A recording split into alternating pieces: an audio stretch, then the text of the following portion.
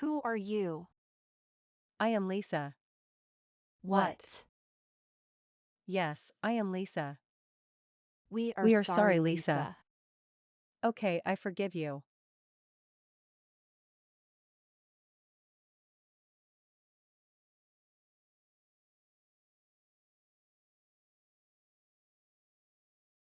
Who are you? I am Lisa. Well, you look very beautiful, Lisa. Thank you.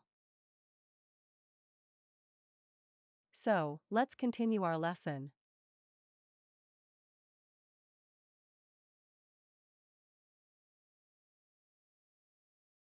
So, as you see, you should not bully.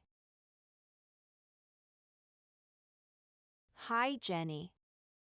Hi, Evelyn. So, what did you learn from our story, Jenny? I learned that I should not bully and respect each other and be kind.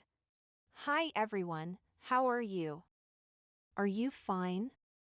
So here is the new part of the story why students should not bully. So if you like the story, don't forget to like and subscribe for more videos. Thank you. Bye. Love you. Bye. Thank you, bye.